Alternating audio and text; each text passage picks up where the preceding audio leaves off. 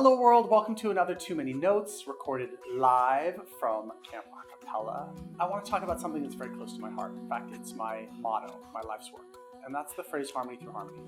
People ask me, what does that actually mean? And distilled down, what I really mean is that we can create social harmony through vocal harmony. Now, before you click away and think like this crazy West Coast hippie, let me explain a little bit why I actually believe this is true and possible. There is historical underpinning in all of this. Let's go back to prehistoric times. The first music, the first artistic form was people singing. And of course, it's prehistory, so nothing's been written down. But just like birds and whales and crickets, we humans are biologically programmed to sing. And if you don't believe it, try not singing along to the radio when you're alone in your car. Try not singing in the shower at karaoke, and we can't help but join in song very often in our lives. And even if you don't have a great voice, you know that there's that compulsion there to sing. So we have a desire, a drive to sing and make music.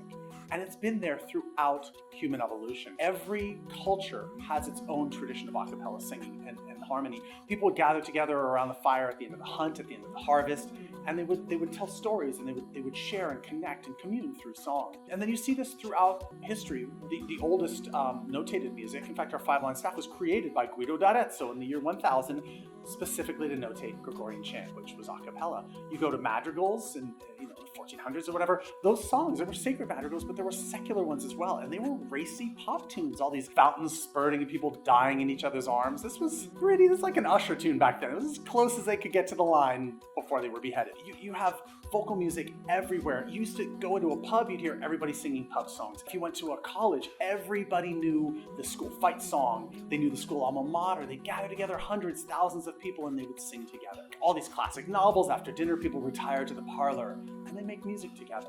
Us making music has been a part of human history and culture from time zero, pre-zero. But then something happened. Recorded music. And recorded music is a beautiful thing. I'm not saying that we shouldn't have recorded music, but John Philip Sousa, the band leader guy, the marching, the Monty Python theme, that guy. So John Philip Sousa actually said, to paraphrase, this is going to ruin music as we know it. And people at his time were like, oh, you Luddite, you don't understand.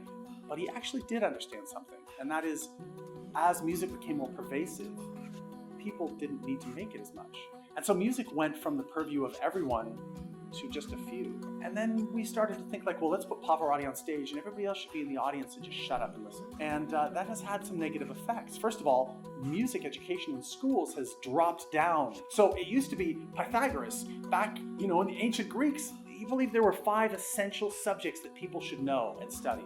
And one of them was music. Throughout time, a well-rounded individual, a Renaissance man, everybody had the ability to make music. Sometimes it was playing an instrument, but you knew everybody could sing. And you think about all those old bards and chivalric romantic, there was song and poetry. We were creating, everybody was expected to be a part of this creative process. It was manly, it was womanly, it was human. But now what happens is we've got music in elevators and in grocery stores. We have music around us everywhere we go, but we're not making it. We have generations of people, none of whom grew up before recorded music, and they think that this is the way that it's supposed to be. And I can't tell you how many people now believe that they're tone deaf. They're not tone deaf. A truly tone deaf person speaks like this, like they speak like a robot. Their voice doesn't go up at the end of a question. It's just that they're not experienced. And an analogy I like to use is, if you haven't picked up a basketball in 15 years, why do you think you'd be able to shoot every free throw? Your voice is a muscle. It's just about hitting these different pitches, and everybody has that ability. It just takes repetition. We had American Idol come along and pretty much destroy what was left of people's belief that they could sing by exploiting people who were not good at all and making fun of them in the early rounds. So now your average person is afraid to sing in public. They're afraid to be made fun of. So they sing alone in the shower, alone in the car, maybe once a year when they go to karaoke and get drunk. But we've lost the sense of connection and community. There's so many books written about happiness, about finding joy, about wanting to belong. And the fact of the matter is, most people at the end of a long day go home and they plop down in front of a screen. Maybe they just sit there and they binge watch Netflix, or they go onto political sites and they type all this invective. People don't know their neighbors, they don't know their communities, and they don't have social groups in many cases. People feel alone. That's where vocal harmony comes in. When people sing together, they feel joy. They understand the power of creating something that's bigger than themselves.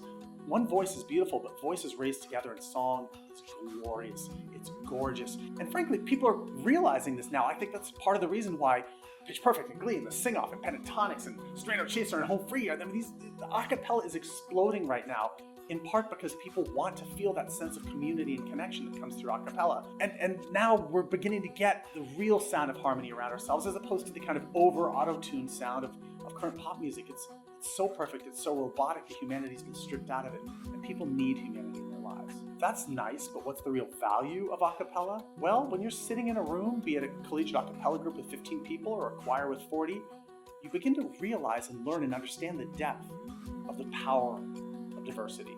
It's talked about all the time in schools, well, we need diversity, and they've done studies, blah, blah, blah. But you want high voices and low voices. You want a crazy, powerful gospel singer, and you want a boy choir singer. You want someone with floating high notes, and you want someone with a low, deep growl.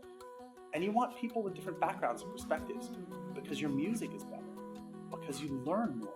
And you have to decide on your group name. You have to sit in a room and decide what you're going to do or where you're going to gig and all this kind of stuff. And you learn to work out problems. And you learn to work them out because you realize the value of the other people in your group and how much they bring and how much you need them. So you're forced to work these things out. I truly wish that our politicians, locally, domestically, globally, sang together, because then they would realize, like, we need each other. And we do need each other on this planet. We all have to get through this thing together. And I don't care if you're red state or blue state. I don't care if you're this race or that religion or whatever. It doesn't matter. We all need to understand and see and feel the humanity in each other. And vocal harmony brings that. It brings it very immediately and palpably when you hear the voices of other people. And it brings it deeply. You feel its connection to others when you sing harmony with them. So that's why my life's work is Harmony Through Harmony. To try to convince more people to sing. The bullied 11-year-old who sits out in the audience and feels like they don't belong, when they see that high school or that college a cappella group up there having fun, they realize, like, wow, if I joined a group, I could be connected with others. The empty nester who's 65 years old, who remembers how much fun it was to be in choir, and kids are off to college and they feel alone and they don't have a social group, and then they join their local Sweet Adeline chorus or barbershop group, or they join a community chorus or a church choir. It doesn't matter. It doesn't even have to be a cappella. It's just the idea of connecting with other people and singing and being a part of something beautiful and rich and important. So that's Harmony Through Harmony. And if you're watching this video, you probably already sing. So I'm literally preaching to the choir. But when you get up on stage, if you're in a competition, don't care about the judges. Care about that person in the audience who's hurting, who just lost a family member, who's needing that sense of connection to others. If you can convince them to join a group, even one person per concert, you're making the world a better place, one person at a time. So I hope you spread harmony through harmony. See you next time.